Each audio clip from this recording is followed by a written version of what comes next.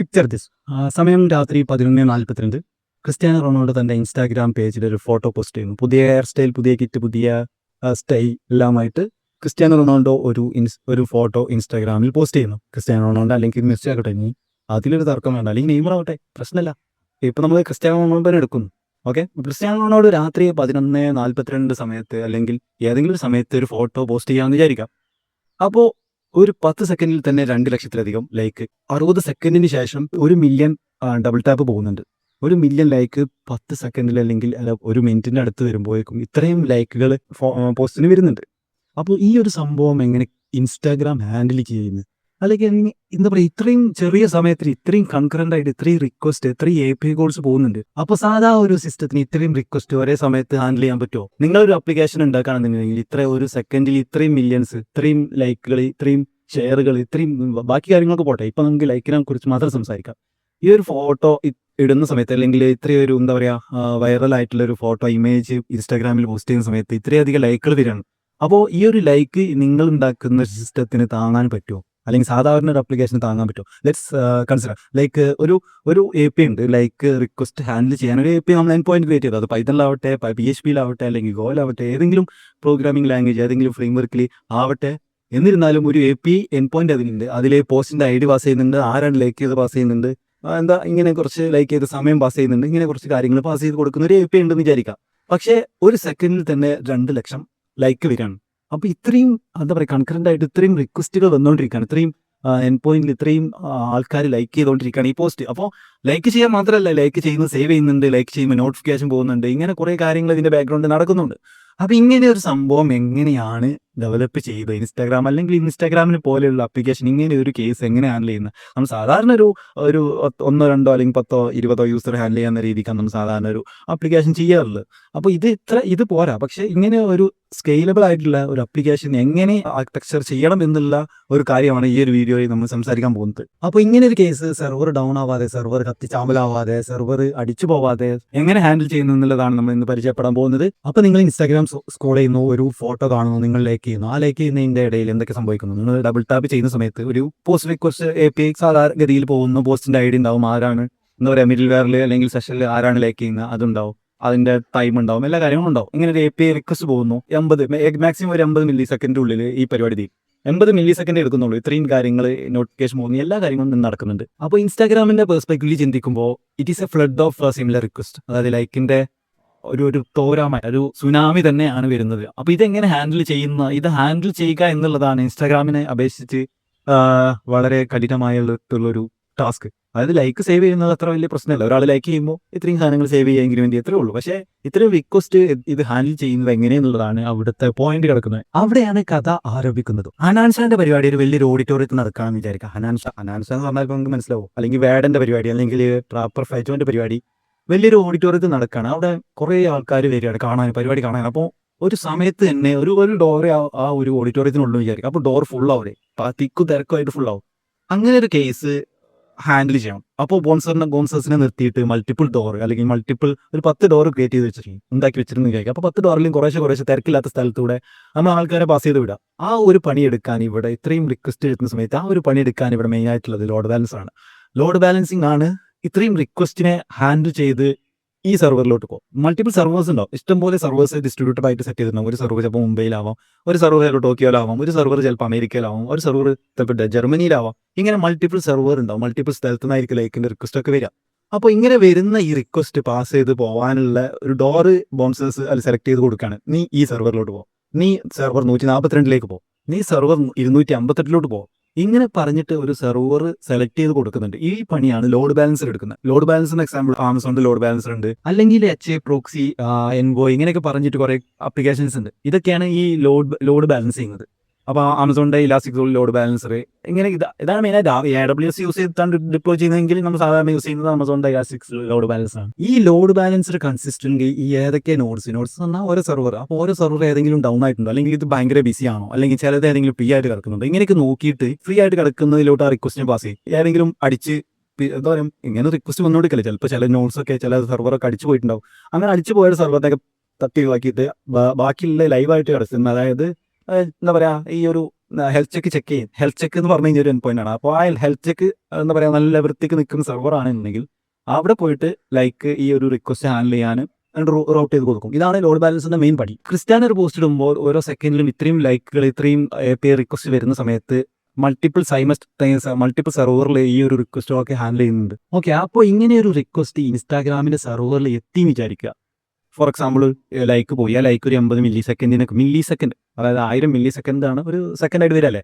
അപ്പോൾ 80 milli second ടപ്പ് എന്ന് പറയുമ്പോൾ തന്നെ ലൈക്ക് പോയി ഹിറ്റായി. അങ്ങനെ ഒരു കേസ് എത്തുന്ന സമയത്ത് തന്നെ ഇൻസ്റ്റാഗ്രാമിൽ നോട്ടിഫിക്കേഷൻ അയക്കുന്നുണ്ട്, അല്ലെങ്കിൽ അനലിറ്റിക്സിന് ട്രെൻഡിങ് പോസ്റ്റ് നോക്കുന്ന കാര്യങ്ങൾ ഇതൊക്കെ ചെയ്യുന്നുണ്ടോ ശരിക്കും? ആ ഒരു ഹെവി ലിഫ്റ്റിംഗ് നടക്കുന്നുണ്ടോ? അത്രയും സമയത്ത് 80 മില്ലി സെക്കൻഡ് സമയത്ത് നോട്ടിഫിക്കേഷൻ മെയിൽ അയക്കുക, അപ്പോൾ കാര്യങ്ങൾ ചെയ്യുക, അനലിറ്റിക്സ് ട്രെൻഡിങ് പോസ്റ്റ് തീരുമാനിക്കുക, ഇങ്ങനെയൊക്കെ കാര്യങ്ങൾ ഇൻസ്റ്റാഗ്രാം ചെയ്യുന്നുണ്ടോ? ഇല്ല എന്നാണ് ഉത്തരം. അപ്പം ബാക്ക് എൻഡ് മെയിൻ ആയിട്ട് പെട്ടെന്ന് ഇത് പ്രോസസ് ചെയ്യണം. അതായത് ടപ്പ് എന്ന് പറയുന്ന സ്പീഡിൽ ഈ ഒരു ലൈക്ക് റിക്വസ്റ്റ് പ്രോസസ് ചെയ്യണം. അപ്പോൾ ഡാറ്റാബേസിൽ ഹിറ്റ് പോകുന്നില്ല, ഡാറ്റാബേസിലോട്ട് അപ്ഡേറ്റ് റിക്വസ്റ്റ് പോകുന്നില്ല, റെക്കമെൻഡേഷൻ ചെയ്യുന്ന കാര്യങ്ങൾ ചെയ്യുന്നില്ല, ഇങ്ങനെയൊന്നും ചെയ്യുന്നില്ല. നേരെ യൂസറിനെ അക്നോളജ് ചെയ്യണം. അതായത് ലൈക്ക് പോയി, ലൈക്ക് കിട്ടി, ലൈക്ക് ആയി, ഇത്ര കാര്യങ്ങളെ ചെയ്യുന്നുള്ളൂ. ബാക്കി കാര്യങ്ങളൊക്കെ പിന്നെ ഓൺ ദ വേ നടക്കുന്നേ ഉള്ളൂ. അപ്പോൾ ഈ ഒരു 80 മില്ലി സെക്കൻഡ് സമയത്ത് എന്ത് സംഭവിക്കുന്നതെന്ന് വെച്ച് കഴിഞ്ഞാൽ റെഡിസ് ആണ് ഇവിടുത്തെ താരം. റെഡിസിലേക്ക് ആ ലൈക്ക് റിക്വസ്റ്റ് പോകുന്നു, ലൈക്ക് റിക്വസ്റ്റ് സേവ് ചെയ്യുന്നുണ്ട്. അവിടെ റെഡിസിലായിരിക്കും ലൈക്കിന്റെ കൗണ്ട് ഇൻക്രിമെന്റ് ചെയ്യുന്നത്. അതിന്റെ കൂടെ തന്നെ ഈ കാഫ്ക എന്നുള്ളൊരു സിസ്റ്റം, കാഫ്ക എന്നുള്ളൊരു ആപ്ലിക്കേഷൻ, ഈവന്റ് ഡ്രിവൻ പ്രോഗ്രാമിംഗ് സ്റ്റൈലിൽ അല്ലെങ്കിൽ ആർക്കിടെക്ചറിൽ കാഫ്ക വളരെ പ്രാധാന്യം അറിയിക്കുന്നുണ്ട്. ഇവിടെ കാഫ്കയിലോട്ട് ഒരു ഈവന്റ് പുഷ് ചെയ്യുന്നുണ്ട്. അത് ഈ രണ്ട് സംഗതികളാണ് 80 മില്ലി സെക്കൻഡ് സമയത്തിന് നടക്കുന്നത്. ഇത്രയും ചെയ്യുന്നുള്ളൂ. ഡാറ്റാബേസിൽ ഡയറക്റ്റ് അപ്ഡേറ്റ് ചെയ്യുന്നതോ ഇൻസേർട്ട് ചെയ്യുന്നതോ ഒന്നും ചെയ്യുന്നില്ല. ഇത്രയും രണ്ട് സംഭവങ്ങൾ ഈ 80 മില്ലി സെക്കൻഡിൽ ചെയ്യുന്നുണ്ട്. പിന്നെ ബാക്കി കാര്യങ്ങൾ അടുത്ത സ്റ്റെപ്പിലാണ് വരുന്നത്. ഒരു പോസ്റ്റ് ലൈക്ക് ചെയ്യുന്ന സമയത്ത് ഫസ്റ്റ് സ്റ്റെപ്പ് എന്ന് പറഞ്ഞാൽ റെഡിസിൽ ഒരു ഇൻക്രിമെന്റ് റൺ ആവാണ്. അതായത് ഓരോ പോസ്റ്റിന്റെ ഐഡിക്കും ഒരു ഇൻക്രിമെന്റൽ കൗണ്ടർ അപ്ഡേറ്റ്, അതായത് ലൈക്കിന്റെ കൗണ്ട് കൂടി വരികയാണ് ഈ റെഡിസിൽ. പിന്നെ പോകുന്നത് കാഫ്കയിലോട്ട് ഒരു ഈവന്റ് പുഷ് ചെയ്യുന്നുണ്ട്. റെഡിസ് ഒരു ഇൻ മെമ്മറി ഡാറ്റാബേസ് എന്ന് വേണമെങ്കിൽ പറയാം. അപ്പോൾ റെഡിസിലോട്ട് ഒരു ഹിറ്റ് വരുന്ന സമയത്ത് അത് ഇൻക്രിമെന്റ് ചെയ്ത് പോകുന്നുണ്ട്. അപ്പോൾ ഇതൊരു സിംഗിൾ സെർവർ എന്ന് പറയാൻ പറ്റില്ല. ഇത് മൾട്ടിപ്പിൾ സെർവറായിട്ട് മൾട്ടിപ്പിൾ ഇൻസ്റ്റൻസിൽ ഈ റെഡിസ് സെറ്റ് ചെയ്ത് വെച്ചിട്ടാവും.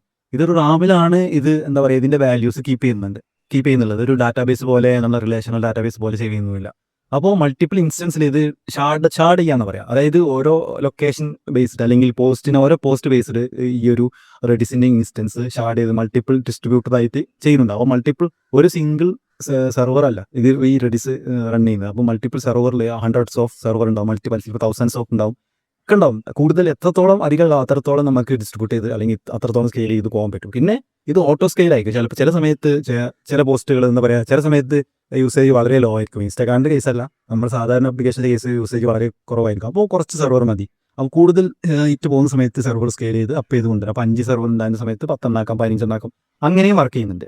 അപ്പോൾ ഇവിടെ ഈ ഒരു റെഡിസ് മൾട്ടിപ്പിൾ സെർവറിൽ ഷാർഡിങ് എന്ന് പറഞ്ഞു കഴിഞ്ഞാൽ പോസ്റ്റ് ബേസ്ഡ് പല രീതിക്ക് കാറ്റഗറി ചെയ്തിട്ട് ഫോർ എക്സാമ്പിൾ ഒരു പോസ്റ്റ് ഒരു റെഡിസ് ഇൻസ്റ്റൻസിൽ മാത്രം കീപ്പ് ചെയ്യുക, അല്ലെങ്കിൽ ഇന്ന റീജിയൻ അതായത് മുംബൈയിലുള്ള ആൾക്കാരുടെ പോസ്റ്റ് ഒരു സെപ്പറേറ്റ് ഡാറ്റാബേസ് കീപ്പ് ചെയ്യുക, ഇങ്ങനെയൊക്കെ ചെയ്യുന്നുണ്ട്. അപ്പോൾ ഷാർഡിങ് വന്നാൽ തിരിച്ചിട്ട് സേവ് ചെയ്ത് വെക്കാം, പെട്ടെന്ന് ആക്സസ് ചെയ്യാൻ എളുപ്പത്തിന്. അപ്പോൾ ഒരു പോസ്റ്റിന് ലൈക്ക് വരുന്ന സമയത്ത് ഫോർ എക്സാമ്പിൾ ഒരു പോസ്റ്റിന്റെ ID 1 2 3 4 5 ആണ്, 12345 ആണ് ID. ആ ID ഉള്ള റെഡിസിന്റെ സെർവർ അല്ലെങ്കിൽ ഷാർഡ് ചെയ്താൽ ചിലപ്പോൾ 24 ആവാം, ചിലപ്പോൾ 100 ആവാം, 110 ആവാം. അതിലേക്ക് റൂട്ട് ചെയ്യാണ് ചെയ്യുന്നത്. അപ്പോൾ അങ്ങോട്ട് പോയി അവിടെ ഒരു ഇൻക്രിമെന്റൽ +1 ആവുക ചെയ്യുക. ആ ഒരു പോസ്റ്റിന് ഇപ്പോൾ 1000 ലൈക്കാണുള്ളതെങ്കിൽ 1001 ആവും, അത് 1 മില്യൺ ആണ്, 1 മില്യൺ +1 ആവും. അങ്ങനെ ഇൻക്രിമെന്റ് ചെയ്ത് ആ ഒരു റെഡിസിൽ ആ ഒരു ലൈക്കിന്റെ കൗണ്ട് പോകുന്നതാണ് ഈ ഒരു സ്റ്റെപ്പിൽ പറയുന്നത്. അടുത്ത സ്റ്റേജ് എന്താന്ന് പറഞ്ഞു കഴിഞ്ഞാൽ നമുക്ക് ഈ ലൈക്കിന്റെ കൗണ്ട് മാത്രം പോരല്ലോ, ആര് ലൈക്ക് ചെയ്യുന്നു, ആര് എപ്പോൾ ലൈക്ക് ചെയ്യുന്നു, ഇങ്ങനത്തെ കുറച്ച് കാര്യങ്ങൾ കൂടി വേണ്ടേ. അല്ലെങ്കിൽ മൾട്ടിപ്പിൾ ലൈക്ക് വരുന്ന സമയത്ത് എന്ത് ചെയ്യണം, അതായത് ഒരാൾ 2 4 തവണ 5 തവണ എന്താ പറയുക ഡബിൾ ടാപ്പ് ചെയ്യാണ്, അപ്പോൾ എന്ത് ചെയ്യണം, ഇങ്ങനത്തെ കുറേ കാര്യങ്ങൾ വരുന്നുണ്ട്. അപ്പോൾ ആര് ലൈക്ക് ചെയ്തു അവർക്ക് നോട്ടിഫിക്കേഷൻ പോകണം, അങ്ങനെ കുറേ കാര്യങ്ങൾ. അല്ലെങ്കിൽ ഇന്ന യൂസർ ലൈക്ക് യുവർ ഫോട്ടോ എന്നൊക്കെ പറഞ്ഞാൽ നമുക്ക് നോട്ടിഫിക്കേഷൻ തരണ്ടേ. അപ്പോൾ ഇങ്ങനത്തെ യൂസറിന്റെ പേര് ഇതൊക്കെ സേവ് ചെയ്യണം. അപ്പോൾ ഇത് സേവ് ചെയ്യുന്നത് ഡയറക്റ്റ് ഡാറ്റാബേസിലോട്ടല്ല, അപ്പോഴും ഡയറക്റ്റ് ഡാറ്റാബേസിലോട്ടല്ല. അങ്ങനെ സേവ് ചെയ്യാൻ നിന്ന് കഴിഞ്ഞാൽ ആ ഒരു സമയത്ത് സേവ് ചെയ്ത് നിന്ന് കഴിഞ്ഞാൽ തൗസൻഡ്സ് ഓഫ് റിക്വസ്റ്റ് അല്ലെങ്കിൽ മില്യൺസ് ഓഫ് റിക്വസ്റ്റ് ഒരേ സമയത്ത് അടിച്ച് കയറി വന്നിട്ട് ഡാറ്റാബേസൊക്കെ അടിച്ച് പൊട്ടി പാളിസാവും. സെർവർ ഡൗൺ ആവും. പിന്നെ ആർക്കും ഡാറ്റാബേസ് ആക്സസ് ചെയ്യാനോ സൈറ്റ് ആക്സസ് ചെയ്യാനോ ഇൻസ്റ്റാഗ്രാമൊക്കെ അടിച്ചു പോകും. അവിടെയാണ് കളി കിടക്കുന്നത്. എങ്ങനെയാണെന്ന് വെച്ച് കഴിഞ്ഞാൽ ആ ഒരു സമയത്ത് തന്നെ ഡാറ്റാബേസ് സേവ് ചെയ്യില്ല, പകരം ഒരു ക്ലവർ ഐഡിയ അവിടെ പ്രയോഗിക്കുന്നുണ്ട് ഇൻസ്റ്റാഗ്രാം അല്ല ഇങ്ങനത്തെ ആപ്ലിക്കേഷൻ. അതൊരു എക്സാമ്പിൾ പറയാനേ ഉള്ളൂ. അപ്പോൾ അവിടെ എന്ത് ചെയ്യുന്നു, ഈ ഒരു സമയത്ത് തന്നെ ഓരോ ഹിറ്റും ഡാറ്റാബേസിലോട്ട് സ്റ്റോർ ചെയ്യാതെ പകരം ഈ ഹിറ്റ് ഈവന്റ് നേരത്തെ പറഞ്ഞൊരു കാഫ്ക, ഈ കാഫ്കയിലോട്ട് ഓരോ ഈവന്റ് ആയിട്ട് പുഷ് ചെയ്ത് വിടുന്നു. മനസ്സിലായോ? ഓരോ ഇറ്റും ഈ കാഫ്ക എന്ന് പറഞ്ഞു കഴിഞ്ഞാൽ അത്രയും ഡിസ്ട്രിബ്യൂട്ടർ ആണ്. ഈ റെഡിസിന് പറഞ്ഞ പോലെ തന്നെ കുറേ സെർവറിൽ ഡിസ്ട്രിബ്യൂട്ടർ ആയിട്ടാണ് നിൽക്കുന്നത്. അപ്പോൾ ഓരോ സെർവറിലോട്ടും അതിൻ്റേതായിട്ടുള്ള എന്താ പറയുക സെറ്റാക്കി വെച്ചിട്ടുള്ള സെർവറിലോട്ട് ഈ ഈവൻറ്റ്സ് പോവാണ്. ഈ ആൾ ലൈക്ക് ചെയ്തു, ഈ സമയത്ത് ലൈക്ക് ആ ഒരു സെറ്റ് ഓഫ് എന്താ പറയുക ഒരു ഈവൻറ്റിനകത്ത് ഈ പോസ്റ്റിൻ്റെ ഐഡി ഉണ്ടാവും, യൂസറിൻ്റെ ഐഡി ഉണ്ടാവും, എപ്പോൾ ലൈക്ക് ചെയ്തു ഇങ്ങനത്തെ ആവശ്യമായിട്ടുള്ള കുറച്ച് കാര്യങ്ങൾ ഡാറ്റാസ് ആ ഈവൻറ്റിൽ പാസ് ചെയ്തിട്ട് ജസ്റ്റ് അതിൽ പുഷ് ചെയ്ത് പോകുന്നുണ്ട്. അടിച്ച് കയറ്റി ലൈക്കിന് റിക്വസ്റ്റ് 1 മില്യൺ ആവട്ടെ, 10 മില്യൺ ആവട്ടെ, 100 മില്യൺ ആവട്ടെ, 1 ബില്യൺ ആവട്ടെ, ഒരു പ്രശ്നമില്ല. അത് കാഫ്ക എന്ന് പറഞ്ഞാൽ അത്രയും സ്കെയിലബിൾ ആണ്, അത്രയും പ്രൊഡക്ഷൻ റെഡി ആയിട്ടുള്ള ആപ്ലിക്കേഷൻ ഒരു സിസ്റ്റമാണ്. അപ്പോൾ അതിൽ എത്രയും ഈവൻസ് സേവ് ചെയ്ത് പോകുന്നുണ്ട്. അപ്പോൾ ഇത് കാഫ്ക അതിനെ അത്രയും അത് പിന്നീട് പ്രോസസ്സ് ചെയ്യാം.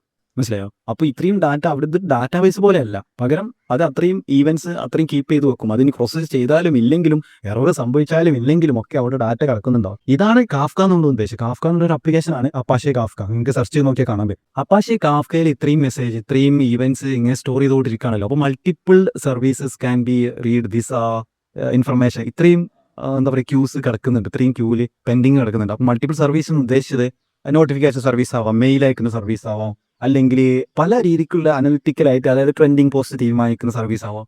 ഇങ്ങനത്തെ ഓരോ കാര്യങ്ങളും ഈ ഒരു ക്യൂ ഉണ്ടെങ്കിൽ ഈ ഒരു ഇൻഫർമേഷൻ യൂസ് ചെയ്തിട്ട് പ്രോസസ് ചെയ്യുന്നുണ്ട്. മൾട്ടിപ്പിൾ പ്രോസസ്സ് ഉണ്ടാവാം. അപ്പോൾ ഒരു പ്രോസസ്സ് മാത്രമല്ലല്ലോ, ലൈക്ക് ഇൻസേർട്ട് ചെയ്യുന്നത് മാത്രമല്ല, അതിന് ശേഷം വരുന്നതാണ് ഡാറ്റാബേസിലോട്ട് ബാച്ച് ആയിട്ട് ഇൻസേർട്ട് ചെയ്യുന്ന ഒരു പ്രോസസ്സ്. അപ്പോൾ ഇത്രയും കാര്യങ്ങളാണ് എന്താ പറയുക മെയിനായിട്ട് ഇവിടെ റെഡിസ് വരുന്നുണ്ട്, ലോഡ് ബാലൻസ് വരുന്നുണ്ട്, കാഫ്ക വരുന്നുണ്ട്. ഇതിൻ്റെ പുറമെ വേറെ കുറേ കാര്യങ്ങൾ വരുന്നുണ്ട്. അപ്പോൾ ഇതിൻ്റെ ബാക്കി നമുക്ക് അടുത്ത ഒരു വീഡിയോയിൽ നമുക്ക് പറയാം. അപ്പോൾ ഇത്രയും സമയമായല്ലോ, അതോട് മാത്രമാണ്. അപ്പോൾ ക്രിസ്ത്യാനോ പോസ്റ്റ് ചെയ്യുന്ന സമയത്ത് ഞാനും എന്താ പറയുക ഇങ്ങനൊരു കേസ് നമ്മൾ ചിന്തിക്കണം. അത് നമ്മളൊരു അപ്ലിക്കേഷൻ ഉണ്ടാക്കുമ്പോൾ എത്രയും മില്യൺസ് ഓഫ് റെക്കോർഡ് എങ്ങനെയാണ് ഹാൻഡിൽ ചെയ്യുക? അറ്റ്ലീസ്റ്റ് നമുക്ക് ആ ഒരു സമയത്തെങ്കിലും സ്കെയിൽ ചെയ്യാൻ പറ്റണം. ഒരു MVP ചെയ്യുന്ന സമയത്ത് നമുക്ക് അത്രയൊന്നും വേണ്ട. അതാണ് അപ്പോൾ നമ്മൾ അതൊന്നും ചിന്തിക്കില്ല. അപ്പോൾ നമ്മൾ ചെയ്യുന്ന അപ്ലിക്കേഷൻ ഇങ്ങനെ സ്കെയിലബിൾ ആയിരിക്കണം. അപ്പോൾ നമ്മൾ ഇവിടെ കാഫ്കനെ പകരം നമുക്കൊരു ക്യൂ നമ്മൾ സാലറി വെച്ചിട്ട് നമുക്ക് സെറ്റ് ചെയ്തിട്ട് അത് പിന്നെ നമുക്ക് മോഡിഫൈ ചെയ്യാൻ പറ്റണം. മനസ്സിലായോ? ആ ഒരു രീതിക്ക് നമ്മൾ ചിന്തിച്ചിട്ടാണ് നമ്മൾ സ്കെയിലബിൾ ആയിട്ടൊരു അപ്ലിക്കേഷൻ ഡെവലപ്പ് ചെയ്യുക. അങ്ങനെ ഡിസൈൻ ചെയ്ത് പോകണ്ടേ. അപ്പോൾ ഇതിൻ്റെ ബാക്കി കാര്യങ്ങൾ ഇനി എന്തൊക്കെ സംഭവിക്കുന്നുള്ളത് നമുക്ക് അടുത്ത വീഡിയോയിൽ നമുക്ക് വീണ്ടും കാണാം. അപ്പോൾ ശരി. അപ്പോൾ ലൈക്ക് ചെയ്യുക, സബ്സ്ക്രൈബ് ചെയ്യുക, ബെല്ലൈക്കൺ എന്താണെന്ന് വെച്ചാൽ ചെയ്യുക, അടിച്ച് പൊട്ടിക്കുക. അപ്പോൾ ഗൂഗിളിൽ യൂട്യൂബിൻ്റെ എന്താ പറയുക സെർവർ അടിച്ച് പോട്ടെ ലൈക്ക് ചെയ്തിട്ട്. ഓക്കെ ശരി എന്നാ.